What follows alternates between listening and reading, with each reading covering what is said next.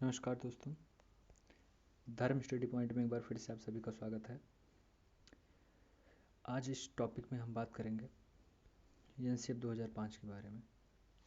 राष्ट्रीय पाठ्यचर्या की रूपरेखा 2005 जो सीटेट में बहुत ज़्यादा इम्पोर्टेंट भूमिका निभाते हैं, जिसमें आज हम बात करेंगे इसके परिचय के बारे में, कहाँ से इसका उद्गम हुआ है, कहाँ से बनना इसका स्टार्टिंग हुआ है, किस आधार पर बना है, इसकी विशेषताएँ क्या हैं, एनसीएफ के उद्देश्य क्या हैं, एनसीएफ की आवश्यकता आखिर पड़ी क्यों और इसके प्रमुख सुझाव क्या हैं, और एनसीईआरटी तथा अन्य सभी कई चीज़ों के फुल फॉर्म के बारे में यहाँ बात करेंगे। यहाँ पर संपूर्ण कवरेज है एनसीएफ 2005 का। इससे बाहर से एनसीएफ 2005 से किसी भी परीक्षा में पूछे नहीं जाएंगे।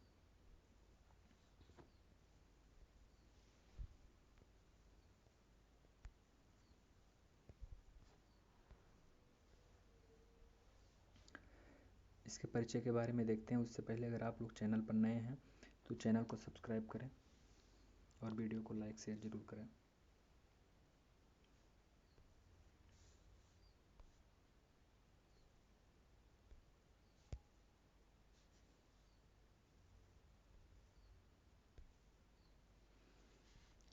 परिचय में एक पॉइंट नंबर 1, राष्ट्रीय पाठ्यचर्या रूपरेखा से तात्पर्य जो प्राथमिक एवं माध्यमिक स्तर की शिक्षा के लिए पाठ्यक्रम निर्धारित किया गया है। पॉइंट नंबर 2, राष्ट्रीय पाठ्यचर्या रूपरेखा का निर्धारण मुख्य रूप से राष्ट्रीय शिक्षा नीति 1986, इसको ध्यान में रखिएगा, राष्ट्रीय शिक्षा नीति 1986 के अंतर्गत किया गया। यह एक ऐसी पाठ्यचर्या है जिसके अंतर्गत प्रयास किया जाता है कि राष्ट्रीय शिक्षा नीतियों पर बल दिया जाए।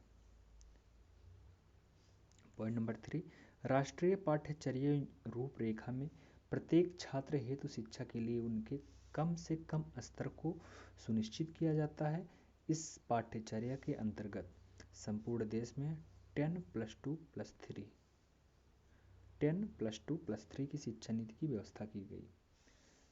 4, राष्ट्रीय शिक्षा नीति के बाद राष्ट्रीय पाठ्यचर्या रूपरेखा के द्वारा ही 10+2+3 की स्कीम को नवीन संस्करण के माध्यम से पूरे देश में लागू किया जा सका।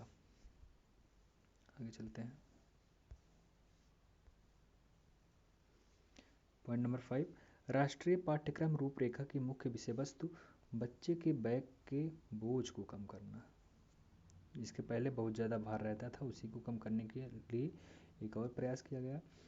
पॉइंट नंबर 6, इस राष्ट्रीय पाठ्यक्रम रूपरेखा में यह घोषणा किया गया कि प्रत्येक 5 वर्ष, कितना, ये पॉइंट याद रखें, प्रत्येक 5 वर्ष के पश्चात पाठ्यक्रम स्तर का पुनः निरीक्षण किया जाएगा एवं उसमें आवश्यकता अनुसार संशोधन किया जाएगा। मतलब प्रत्येक 5 वर्ष के बाद उसको जांच किया जाएगा कि उसकी सारी आवश्यकताएं पूरी हो रही कि नहीं, अगर नहीं तो उसमें जो है संशोधन किया जाए।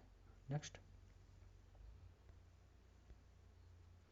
इसके पश्चात ही केंद्रीय सरकार ने 1992 ईस्वी में संशोधित शिक्षा नीति की घोषणा कर दी। यहाँ पर कुछ फुल फॉर्म है। NCERT, national council of educational research and training, NCTE, NCT का फुल फॉर्म है national council for teachers education. उसके बाद एआईसीटी का फुल फॉर्म होगा AICT, all India council of technical education.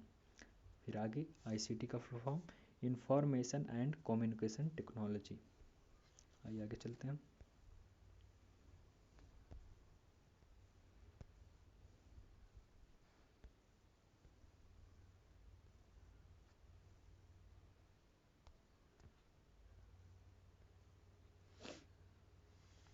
Point number 8, NCERT ने सन 2004 में 14 जुलाई से लेकर 19 जुलाई तक 14 जुलाई से लेकर 19 जुलाई तक भारत सरकार के मानव संसाधन विकास मंत्रालय द्वारा एनसीईआरटी की कार्यकारिणी सभा की बैठक बुलाई गई। मतलब कब, 2004 में। पॉइंट नंबर 9, इस बैठक में यह निर्णय लिया गया कि 21वीं शताब्दी के लिए राष्ट्रीय पाठ्यचर्या तैयार किया जाना चाहिए।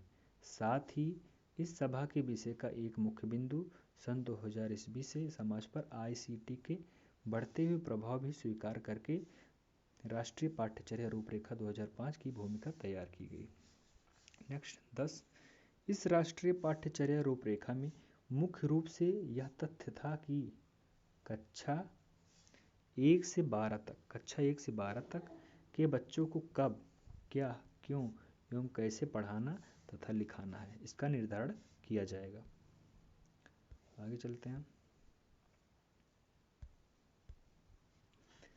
पॉइंट नंबर 11, इस पाठ्यचर्या की रूपरेखा का प्रारंभ रविंद्रनाथ टैगोर के सभ्यता एवं प्रतीक के एक अंश से होता है। ये सबसे ज़्यादा इम्पोर्टेंट है कि इसका प्रारंभ कहाँ से हुआ, तो इस पाठ्यचर्या की रूपरेखा का प्रारंभ रविंद्रनाथ टैगोर के सभ्यता एवं प्रतीक के अंश से होता है। आइए अब एनसीएफ 2005 की विशेषता देखते हैं। राष्ट्रीय पाठ्यचर्या की रूपरेखा की विशेषताएं, सबसे इम्पोर्टेंट होता है लाइन का लाइन, ऐसे क्वेश्चंस में आते हैं। राष्ट्रीय शैक्षिक अनुसंधान एवं प्रशिक्षण परिषद NCERT द्वारा निम्नलिखित विशेषताएं बताई गई हैं। नंबर 1, यह पाठ्यक्रम जन सामान्य की आवश्यकताओं एवं आकांक्षाओं से संबंधित होता है। यह पाठ्यक्रम जन सामान्य की आवश्यकताओं एवं आकांक्षाओं से संबंधित होता है। पॉइंट नंबर 2, यह पाठ्यक्रम स्वीकृत सिद्धांतों एवं मूल्यों की उनकी सीमा में रहकर लोचशीलता तथा गत्यात्मकता में प्रकट करता है। पॉइंट नंबर 3, इसमें सामाजिक न्याय, प्रजातांत्रिक मूल्यों, राष्ट्रीय एवं भावनात्मक एकता के विकास पर मुख्य रूप से बल दिया जाता है। आगे चलते हैं।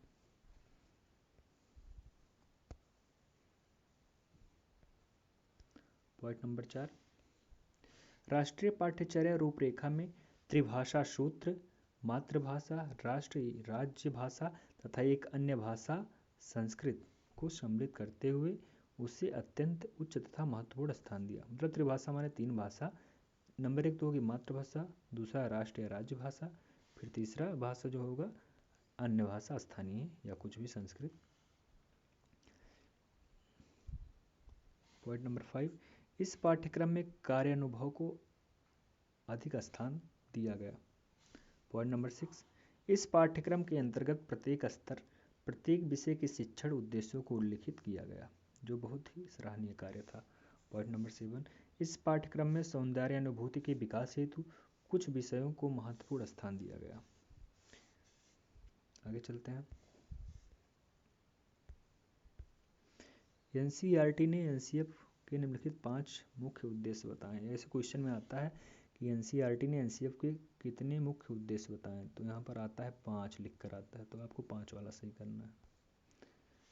देखते हैं। पॉइंट नंबर 1, इसके अंतर्गत शिक्षा की गुणवत्ता तथा शिक्षा के सामाजिक संदर्भ एवं शिक्षा के लक्ष्यों पर व्यापक रूप से विचार किया गया, जिनमें मुख्य रूप से 5 तथ्यों को सम्मिलित किया गया।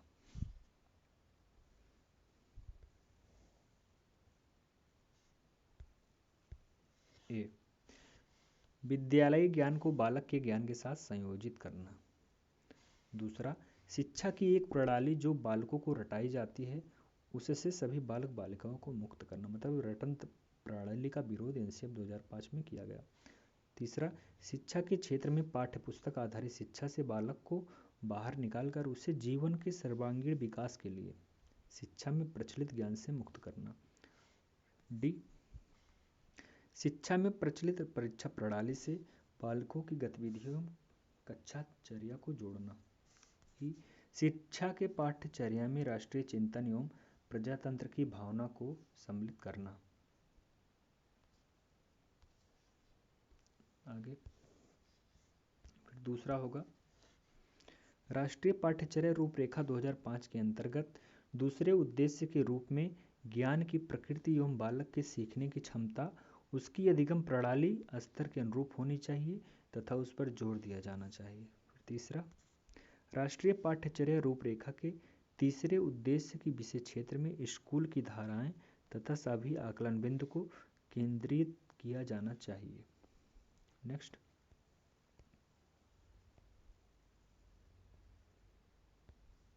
चौथा, इस उद्देश्य के अंतर्गत विद्यालय तथा कला के वातावरण की विशेष, यहाँ पर विशेष होगा, रूप से व्याख्या की गई तथा उनको व्यवहारिकता से जोड़ने पर बल दिया गया। राष्ट्रीय पाठ्यचर्या रूपरेखा के इस उद्देश्यपूर्ण रूपेण व्यवस्था का सुधार की बात कही गई।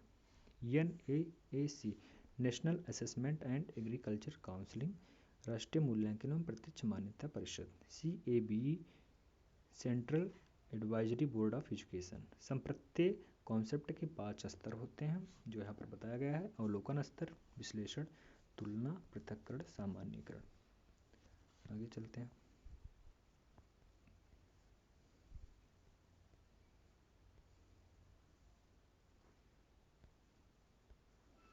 राष्ट्रीय पाठ्यचर्या की रूपरेखा की आवश्यकता क्यों पड़ी?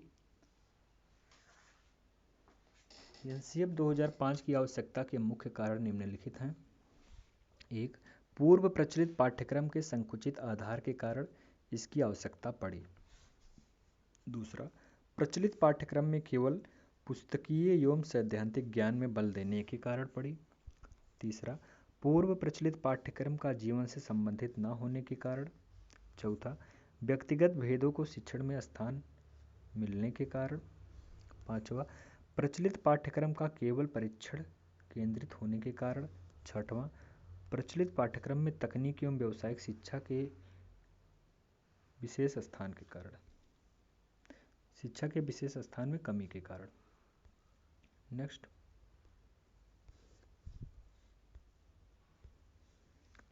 प्रचलित शिक्षा में नैतिक एवं यौन शिक्षण के सम्मिलित न होने के कारण। इसके प्रमुख सुझाव: 1. स्कूली जीवन को ज्ञान के बाहरी जीवन से जोड़ा जाना चाहिए। 2. रटंत प्रणाली से मुक्त कर चहुमुखी विकास के अवसर दिया जाए बालकों को। 3.